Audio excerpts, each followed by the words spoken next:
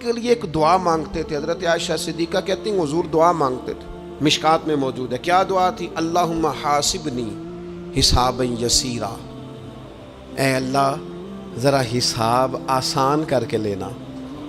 یہ حضور تعلیم امت کے لیے دعا مانگتے, اللہ حساب ذرا آسان کر کے لیجیے, مالک کرم فرمانا. تو حضرت عائشہ صدیقہ رضی اللہ تعالیٰ عنہ ارشاد فرماتی ہے, میں نے عرض کیا یا رسول اللہ صلی اللہ تعالیٰ علیہ وسلم یہ آسان حساب کا کیا مطلب ہے؟ تو حضور فرمانے لگے, عائشہ آسان حساب کا مطلب یہ ہے کہ رب کریم بندے کے نامہ اعمال پر نظر ڈالے گا اور پھر اللہ تبارک و تعالیٰ اس سے درگزر فرما دے گا. یہ آسان حساب ہے. پتہ مالک کو ہے اس نے کیا کیا ہے, پر کریم ہے نا. عدل کریں تے تھر تھر کمبن, اچیاں شانہ والے تے جے فضل کریں تے پھر بخشے جامن میرے جے منہ کالے, نظر کرے گا پھر معاف فرما دے گا. اور حضور فرماتے عائشہ یاد رکھو جس سے اس نے حساب لیا وہ پھر بڑی مشکل میں آ جائے گا, اس کے لیے مشکل ہو. اللہم حاسبنی حسابا یسیرا, اے اللہ تو حساب ذرا آسان کر کے لینا, ذرا آسان کر کے. یہ تعلیم امت کے لیے کہ امت کے دل میں خیال پیدا ہو کہ حساب دینا ہے, تو نے حساب دینا ہے, تو نے اپنے مال کا حساب دینا ہے, تو نے اپنے لفظوں کا حساب دینا ہے, تو نے معاملات کا حساب دینا ہے. تو جس کرسی پہ بیٹھا ہے, تو کلرک ہے یا صدر ہے, تو نے اپنی اس نشست کا حساب دینا. تو استاد ہے یا پیر طریقت ہے, تو مؤذن ہے یا خطیب ہے, تو جو بھی ہے تو نے حساب دینا ہے. تجھے تیرے منصب کے بارے میں پوچھا جائے گا, تجھے تیرے عہدے کے بارے میں پوچھا جائے گا, تجھے اپنی ذمہ داریوں کے بارے میں حساب دینا. اللہ کی بارگاہ میں تمہیں جا کے بتانا ہے کہ تم نے کیا اعمال کی. اس تصور کو پکا کریں اپنی. یہ تصور کتنا کو پکا ہونا چاہیے, دنیا کیا ہے اور آخرت کیا ہے. ہمارے ہاں لوگوں نے بہت بڑا لمبا چوڑا دنیا کا تصور بنا لیا ہے. کار جہاں دراز ہے, لمبا تصور, دنیا داری کے لیے لمبی منصوبہ بندی دور دور تک. میں نے یہ کرنا ہے, پھر میں نے یہ کرنا ہے, پھر اس کے بعد انشاءاللہ یہ کر دینا. یہ تو آپ نے 300 سال کی پلاننگ بتا دی ہے. یہ تو 300 سال کی پلاننگ بتائی. کیا بتائیں تجھے اے باپ, کیا کار ہائے نمایاں کر گئے. بی اے کیا, نوکر ہوئے, پینشن ملی, پھر مر گئے. زندگی تو اتنی سی ہے, اتنی لمبی منصوبہ بندی. اس میں آخرت کہاں ہے؟ اس میں اگر کسی مقام پر رب کی بارگاہ میں حاضر ہونا ہے تو وہ کہاں ہے؟ جو مرنے والے لوگ ہوتے ہیں ان کا تو جینا کچھ اور طرح کا ہوتا ہے, جن کو جانا ہوتا ہے ان کا رہنا تو کچھ اور طرح کا ہوتا ہے, جن کو کسی جگہ منتقل ہونا ہوتا ہے, جو عارضی مکانوں میں رہتے ہیں ان کا رہن سہن تو ذرا اور طرح کا ہوتا ہے. لیکن جو ہمارا انداز ہے, جو ہمارا رہن سہن ہے, جو ہمارا طریقہ کار ہے, وہ تو مستقل رہنے کا ہے. وہ تو لگتا ہے کہ کبھی چھوڑنے والے نہیں ہیں. اس میں تو کوئی ایسی چیز نظر نہیں آتی کہ جس میں ہم محسوس کریں کہ ہم نے چھوڑ کے جانا ہے. لیکن نبی پاک علیہ السلام نے جس دنیا کو ہم بہت بڑی دنیا سمجھتے ہیں, حضور نے اس کی مثال کیا دی. صحیح مسلم کی حدیث ہے. دیکھیں کتنا کھول کر اور کتنا آسان کر کے رسول پاک ہمیں بات سمجھاتے ہیں. دنیا کیا ہے, آخرت کیا ہے, یہ والی زندگی کیا ہے, آخرت کی زندگی کیا, بالکل کھول کر واضح کر کے نبی پاک علیہ السلام فرمانے لگے دنیا اور آخرت کی مثال اس طرح ہے جس طرح دریا بہہ رہا ہو اور کوئی آدمی اس میں انگلی ڈبوئے, جتنا پانی اس کی انگلی کو لگ گیا یہ دنیا ہے, اور جو باقی ٹھاٹھے مارتا دریا پیچھے ہے, سمندر پیچھے ہے, وہ سارا آخرت ہے. یہ اتنی سی دنیا ہے, یہ صحیح مسلم میں موجود ہے. اتنی سی دنیا کے لیے اتنے پاپڑ بیلنا, اتنی سی دنیا کے لیے اتنے ظلم کرنا, اتنی سی دنیا کے لیے اتنے حق ضائع کرنا, اتنی سی دنیا کے لیے اتنے لوگوں کے دل توڑنا, اتنے حقوق پہ ڈھاکہ ڈالنا, اتنا جبر کرنا, لوگوں کا مال کھانا, لوگوں کو تکلیف دینا, عزتیں اچھالنا, اتنی سی دنیا کے لیے. حضور فرمانے لگے اتنی سی ہے یہ دنیا, جتنا انگلی کو پانی لگ گیا ہے وہ جنت, جو نری جنت نہیں خدا کا فضل ہے, جو اللہ کی عطا ہے اپنے بندوں کے لیے. میرے کریم فرمانے لگے اس جنت میں وہ نعمتیں ہیں نہ کسی آنکھ نے دیکھی, نہ کسی کان نے سنی, نہ تمہارے دل پر کبھی خیال ہی گزرا ہوگا کہ ہمارا رب ہمیں یہ عطا فرمانے والا ہے۔ تھوڑا سا نا 24 گھنٹوں میں کچھ ٹائم اپنی آخرت کے لیے، اپنے سارے معاملات کو مرتب کرتے ہوئے کچھ زندگی کے کام اپنی آخرت کے لیے۔ آپ یقین کریں، بچوں سے لے کر بڑوں تک، ان پڑھ سے لے کر پڑھے لکھے تک، ہم نے جس کو اپنے مزاج کے مطابق کم فہم سمجھا اس سے لے کر دانشور تک دوڑ لگ گئی دنیا جمع کرنے کی۔ وہ ایک سوچ حضرت سلطان باہو رحمۃ اللہ علیہ فرمانے لگے، ہزاروں لوگ ان کی خدمت میں آیا کرتے تھے تو کہتے ہیں رب دا طالب کوئی نہیں ملیا، ات جو ملیا ہے طالب زردہ ہو۔ یہ تو دعا کرانے آئے ہیں کہ میرا کاروبار نہیں چلتا، یہ تو دعا کرانے آئے ہیں کہ جناب وہ میرا جو ہے وہ فلانا کیس سلجھ گیا۔ رب دا طالب کوئی نہ مل، کوئی ایسا تو آتا جو کہتا میری اس سے ملاقات کرا دے، کوئی طریقہ بتائے مالک معرفت کیسے دیتا ہے، کوئی تو ایسا آتا جو کہتا کہ آؤ نہ کچھ باتیں درد کی کریں، کچھ عشق رسول کی تم کرو، کچھ محبت مصطفیٰ کی میں کروں۔ کچھ ایسے آتے جو کہتے آؤ نہ کوئی ذکر چھیڑے صدیق اکبر کا، کوئی بات کریں سیدنا فاروق اعظم کی، کچھ تذکرے ہو جائیں عثمان غنی کے، تھوڑی دیر ہو نہ جائے مولا علی کا تذکرہ۔ کچھ لوگ ہوتے نا ایسے جو اس طرح کے ہوتے، لیکن وہ ہر وقت دنیا داری، ہر وقت اچھا کہیں اکتاتے بھی ہیں نا، تھک گئے کاروبار کر کر کے، کہیں اکتاتے بھی ہیں تو کرتے کیا ہیں، سیر کرنے چلے جاتے ہیں۔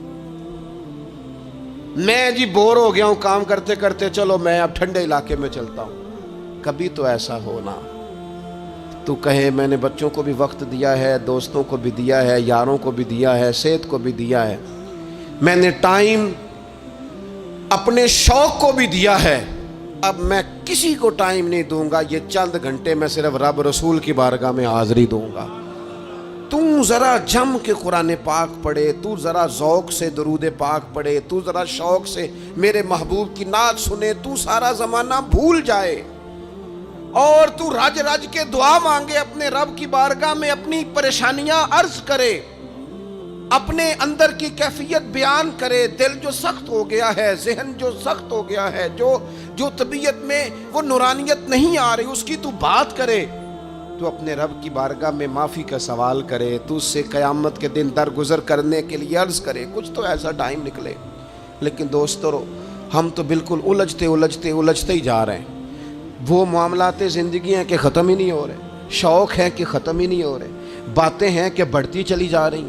دور گزر گیا جب لوگ کہتے تھے کہ کوئی درود پاک بتائیں جس سے سرکار راضی ہو۔ ایک کی مسئلہ ہے کام نہیں چلتا، ایک صاحب آئے کام نہیں چلتا، میں نے کہا سورہ واقعہ پڑھا کریں، کہتے ہیں حضرت میں بڑی دیر سے پڑھ رہا ہوں۔ میں نے کہا چلیں کچھ صدقات دے کے دیکھ لیں، کہنے لگے بڑی دیر سے دے رہا ہوں۔ میں نے انہیں ایک اور وظیفہ بتایا، کہنے لگے یہ بھی مجھے کسی نے بتایا تھا، بڑی دیر سے کر رہا ہوں۔ تو میں نے انہیں کہا پھر میری ایک ناقص رائے یہ ہے کہ سارا کچھ کرنے کے بعد اگر ابھی تک پھر بھی آپ سمجھ رہے ہیں نا آپ کی مرضی کے مطابق آپ پر دروازے نہیں کھل رہے، پھر آپ صبر کریں، جو میرا رب چاہتا ہو اس پہ راضی رہ کے دیکھیں، پھر ذرا راضی رہ کے دیکھیں، پھر دیکھیں کہ مالک کا فیصلہ کیا ہے۔ وہ آپ کے حق میں کوئی رحمت والا فیصلہ ہی فرمائے گا، پھر ذرا انتظار کر کے دیکھیں، پھر ذرا صبر کر کے دیکھیں۔ پھر وہ کہتا وبشر الصابرین، محبوب یہ جنہوں نے صبر کیا ہے انہیں میری رحمت کی خوشخبری سنا دو۔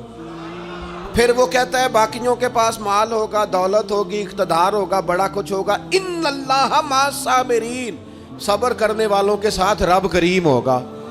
پھر ذرا ٹھہر ہی جائیں، پھر تھوڑا حوصلہ ہی کر لیں، پھر اس کے فیصلے کا ذرا انتظار کر کے دیکھیں۔ ہم نا من چاہیے زندگی کے پیچھے پریشان ہیں اپنی آخرت کے، اور آخرت کرتی کیا ہے؟ جب آپ کا آخرت پر یقین پکا ہو جاتا ہے نا، پھر لازمی طور پر انسان کے اعمال سنورتے ہیں۔ آپ یقین کریں سنورتے ہیں، 100% سنورتے ہیں۔ آپ آخرت پر جتنا یقین، حضرت عمر کا آخرت پر یقین پکا تھا نا، دنیا میں مکان ہی کوئی نہیں بنایا، پکا تھا۔ سیدنا مولا علی شیر خدا امیر المومنین بھی ہو گئے تو طامت پھر بھی پھٹی ہوئی تھی، پکا یقین تھا نا کہ اللہ نے ہمارے لیے آگے بڑی نعمتیں تیار کی ہوئی ہیں۔ حضور نے آ کے فرمایا تھا نا کہ عمر میں تیرا گھر دیکھ آیا ہوں جنت میں، یقین پکا تھا نا بڑا کچھ ملنے والا ہے۔ تو جن لوگوں کا پکا ہونا کہ میرا دیس میں گھر ہے، وہ پردیس میں بلڈنگیں نہیں بنایا کرتے، ان کو پتہ تھا کہ ہمارے دیش میں گھر بنے ہوئے ہیں، لہٰذا یہاں وہ کسی پریشانی کا شکار۔ اور دوسرا، جب بندے کا آخرت پر یقین پکا ہو جاتا ہے نا، ایک بات آپ نے ضرور ذہن میں رکھنی ہے، ہمارے محدثین نے لکھا ہے جس بندے کا صرف دنیا داری میں جینے کا مزاج ہو جاتا ہے نا، وہ بزدل ہو جاتا ہے، اور جس کا خیال ہوتا ہے نا زندگی عارضی ہے، صبح قیامت دوبارہ اٹھوں گا، وہ بندہ بہادر ہو جاتا ہے۔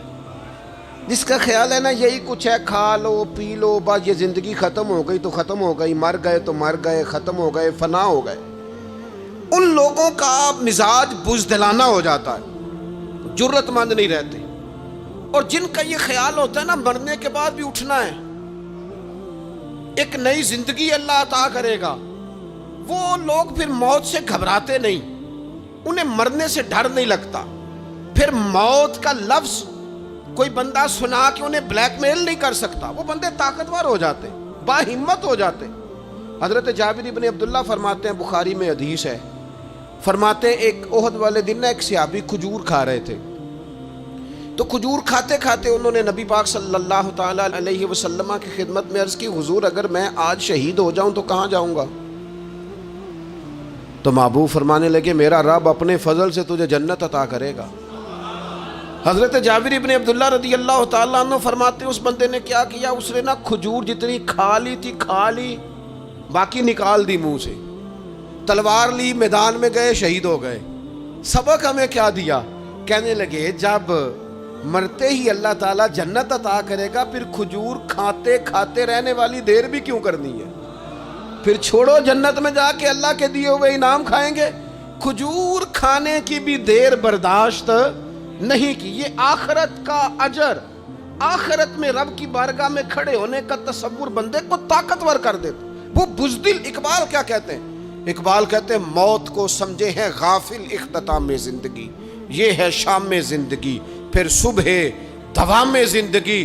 اور حضرت بلے شاہ بھی بول پڑے، وہ کہنے لگے عرش فرشتے بانگاں ملیاں مکے پہ گیا شور، بلے شاہ آسان نہیں مرنا، یہ تے مر گیا ہی کوئی ہور، یہ تو کسی۔ اور پھر ایک اور درویش بولے، وہ کہنے لگے وارث شاہ او کدو مردے، وارث شاہ او کدو مردے جنہ کیتیاں نیک کمائیاں نے، وہ تو اللہ کی بارگاہ میں انعام پاتے ہیں۔ ایک پل ہے موت، اس پل سے گزرتے ہیں، پھر رب کا فضل انہیں ملتا ہے۔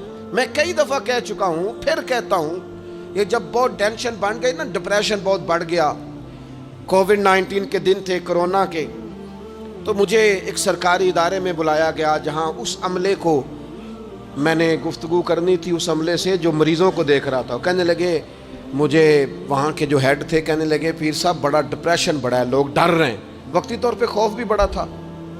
تو میں نے ایک صاحب سے وہاں کہا کہ اتنا خوف کس بات کا؟ کہنے لگے جی مجھے تو زیادہ ہجوم آ جائے تو میرا سانس نہیں نکلتا، تو قبر میں تو کھڑکی کوئی نہیں، تو تصور سوچ سوچ کے میں ڈرتا ہوں۔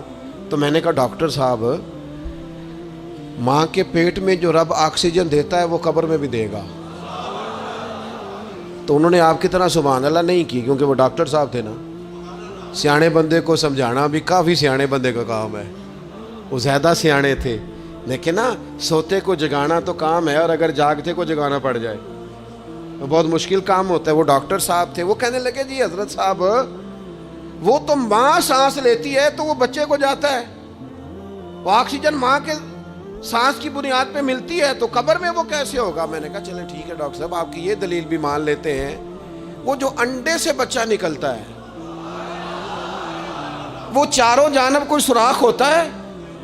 ڈاکٹر صاحب نے قلم چھوڑ دیا، رکھ دیا۔ میں نے کہا چلو یہ بھی بتاؤ زندہ ہی نکلتا ہے؟ کہنے لگے بالکل۔ تو میں نے کہا سونا بھی نکلتا ہے؟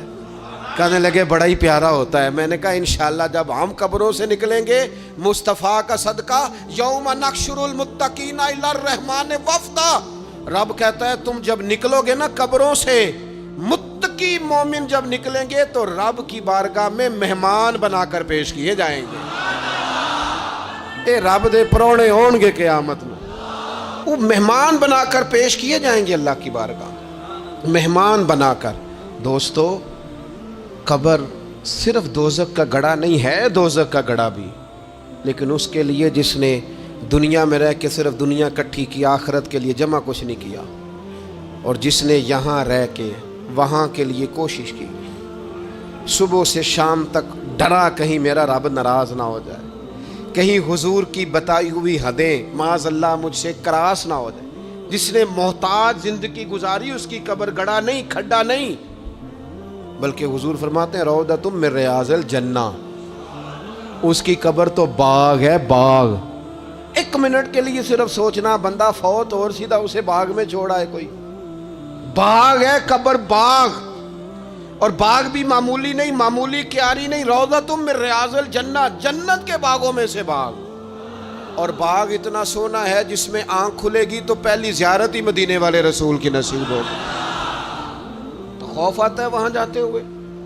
پہلے بھی میں نے کہا تھا، پھر کہتا ہوں، وہ مرحوم آسی نے کہا تھا آج پھولے نہ سمائیں گے کفن میں آسی، وہ قبر کی رات ہے ان سے ملاقات کی رات، آج تو ملاقات۔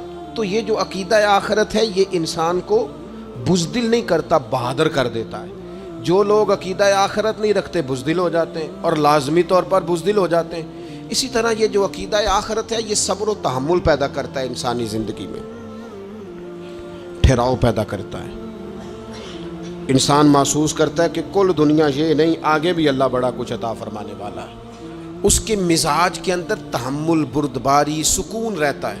یعنی نہیں بھی اگر کسی مظلوم کو انصاف مل سکا دنیا میں تو وہ پھر بھی بے صبرا نہیں ہوتا، وہ ٹھہراؤ کا شکار ہے، اسے پتہ ہے قیامت کے دن بھی ایک عدالت لگے گی، اللہ کی بارگاہ میں جانا ہے۔ نبی پاک علیہ الصلوۃ والسلام نے فرمایا اگر سینگوں والی بکری نے بغیر سینگوں والی بکری کو تکلیف دی ہوگی تو قیامت کے دن اسے بھی بدلہ دینا پڑے گا۔ تو یہ تحمل پیدا کرتا ہے، انسان کو ایک حوصلہ ہوتا ہے کہ ساری عدالتیں یہاں نہیں، قیامت میں بھی لگنی۔ جب انسان عقیدہ آخرت رکھتا ہے نا تو پھر اس کے لیے نا رب کے رستے میں خیرات کرنا بڑا آسان ہو جاتا ہے۔ پھر نہ وہ محسوس کرتا ہے کہ میں نے سارا کچھ یہاں کے لیے جمع نہیں کرنا، کچھ میں نے وہاں کے لیے بھی جمع کرنا ہے۔ وہ پھر اپنی آخرت کے لیے کچھ نہ ایک بینک آخرت کا بھی بنا لیتا ہے، اس میں بھی کچھ نہ کچھ جمع کراتا رہتا ہے۔ اسے پتہ ہوتا ہے کہ میں نے اللہ کی بارگاہ میں حاضر ہونا ہے، وہاں کی بھی کچھ نہ کچھ تیاری۔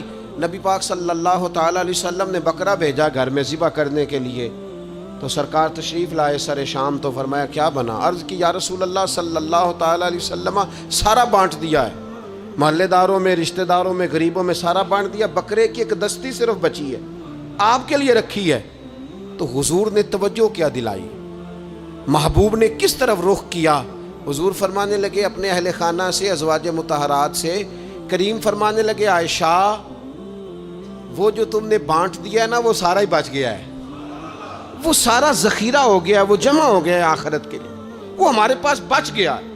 یہ جو تم سمجھتے ہو نا یہ بچا کے رکھا ہے، یہ تو ہم استعمال کر لیں گے، وہ ہم نے سیو کر لیا ہے، وہ بچ گیا ہے۔ حضرت ابو ذر غفاری رضی اللہ تعالیٰ عنہ اپنے خادم سے کہنے لگے کہ مجھے پتہ چلا ہے یہاں فلاں جگہ کچھ غریب لوگ آئے ہیں، تو اس طرح کرنا، جو اچھا اونٹ ہے نا میرے اونٹوں میں سے اچھا اونٹ، وہ ذبح کر کے نا تو ان سارے گھروں میں تقسیم کر دو، جتنا گوشت وہاں بھیجو گے اتنا ہی میرے گھر میں بھی بھیج دینا۔ آپ کا وہ خادم کہتا ہے میں نے اپنی سمجھ کے مطابق اچھا اونٹ ذبح کر کے گوشت بنا کے میں نے بانٹا، اور میں نے اس طرح کیا کہ وہ حضرت ابو ذر غفاری کے گھر بھی اتنا ہی گوشت بھیجا جتنا تمام غربا کے ہاں میں نے بانٹا تھا۔ شام کو جناب ابو ذر غفاری اپنے اونٹوں کے باڑے میں آئے جہاں باندھا کرتے تھے اپنی حویلی میں، تو آ کے دیکھا کہ وہ سرخ بہترین اونٹ جو سب سے بہترین تھا وہ تو کھڑا ہے۔ تو آپ اپنے خادم سے کہنے لگے میں نے تمہیں کہا تھا جو سب سے اچھا ہے اس کو ذبح کرنا، تو وہ کہنے لگا حضور وہ باقیوں میں سے سب سے اچھا تھا، اس سے ہی تھوڑا سا کمزور تھا، اور یہ تو آپ کی سواری کے لیے ہے نا، یہ تو آپ کے کام آتا ہے، اس پہ تو آپ سفر کرتے ہیں، اس لیے میں نے اسے چھوڑ دیا، اور اس کے بعد جو سب سے اچھا تھا وہ میں نے ذبح کر دیا۔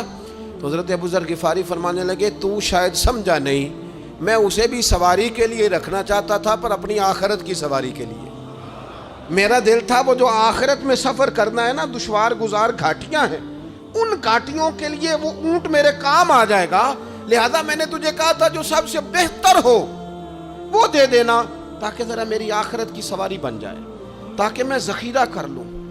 بڑا دیا بال بچوں کو، بڑا دیا بہن بھائیوں کو، بڑا دیا دوست احباب کو، بڑے قرضے دیے ادھر ادھر، لیکن ساری زندگی دیے، ایک موقع پر صرف آپ نے کسی کو انکار کیا نہ، ایک موقع پر،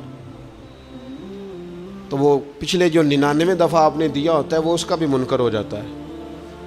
وہ کہتا ہے تو نے کدی کام تے کام ہی نہیں آیا، وہ تو نے تو میری امید ہی توڑ دی۔ وہ سارے شکوے، ساری زندگی کہاں خرچ کر دی بلا، کس مقام پر؟ اور یہاں حال یہ ہے کہ حضور فرماتے ہیں جب تو صدقہ دیتا ہے تو رب اسے اپنے دستے قدرت میں لیتا ہے، اور اس طرح تمہارے صدقے کو پالتا ہے جس طرح تم اپنے گھر میں بچھڑا نہیں پالتے، اس طرح صبح قیامت تمہیں وہ نتیجے کے طور پر پلا ہوا صدقہ ملے گا۔ ہم اپنی آخرت کو چونکہ اس لیول پر یقین نہیں لاتے الا ماشاءاللہ، لہٰذا اس کی تیاری کے لیے ذخیرہ نہیں کرتے۔ اپنی آخرت کی تیاری کے لیے ذخیرہ کریں اور کوشش کریں کہ اور یہ عقیدہ اپنی اولادوں میں، اپنے متعلقین میں، اپنے احباب میں اس کو راسخ کریں۔ کوئی نہ کوئی بات عقیدہ آخرت کی، قیامت کی ضرور اس کا تذکرہ کریں، ان باتوں کو اپنی زندگی کا حصہ بنائیں۔ اگر عقیدہ آخرت نہ ہو تو دنیا کی ساری چیزیں ویسے لوگوں کو عجیب لگنے لگ جائیں۔ اگر کوئی قیامت ہی قائم نہ ہو تو مظلوم رہ گیا، ظالم نے تو پھر ظلم ہی کمایا، وہ تو پھر دندناتا پھرے گا۔ تو رب کہتا ہے اَيَحْسَبُ الْإِنسَانُ أَن يُتْرَكَ سُدًى، کیا انسان سمجھتا ہے کہ اسے یوں ہی چھوڑ دیا جائے گا، کوئی اسے آزاد ہی چھوڑ دیا جائے گا، کچھ پوچھا ہی نہیں جائے گا؟ صبح قیامت سوال ہوں گے، رب کی بارگاہ میں حاضری ہوگی، اللہ کے حضور سوالات کے جواب دینے ہوں گے۔ لہٰذا اپنی زندگی کے اعمال کو مرتب کرتے وقت، کوئی بھی کام کرتے وقت ایک تصور ضرور ذہن میں رکھیں کہ مجھے صبح قیامت اس کا حساب دینا ہے۔ یہ جو جواب دہی کا تصور ہوتا ہے یہ انسان پر پہرے دار ہوتا ہے، یہ اس کو مضبوط کرتا ہے، اس کی عقیدے کی بنیادیں اس کے عمل کو طاقتور کر دیتی ہیں۔ لہٰذا عقیدہ آخرت اپنے بچوں میں، آنے والی نسلوں میں، آپ دیکھیں حضور نے یہ عقیدہ آخرت مضبوط کر دیا تھا نا، تو پھر سیدہ فاطمہ الزہرا نے کچے مکان میں ساری زندگی گزار دی۔ پھر محبوب پاک نے دیکھا کہ وہ اونٹ کے بالوں کی بنی ہوئی چادر اوڑھ کے چکی پیس رہی ہیں، تو محبوب نے یہ نہیں فرمایا کہ اللہ آسانی کر دے گا، اچھا وقت آ جائے گا تو فکر نہ کرنا، یہ مشکل نہ۔ محبوب کریم نے فرمایا فاطمہ دنیا میں تھوڑی مشقت برداشت کرو، اللہ آخرت کی ساری سعادتیں آپ کو ہی عطا فرمائے گا۔ گویا کریم نے فرمایا آپ کو یوں ہی زندگی گزارنی ہے، یہی طرز رکھنی ہے، اسی طرح ہی آپ کو وقت گزارنا ہے۔ جو آرام کا وقت ہے وہ اللہ تعالیٰ جنت میں عطا کرے گا۔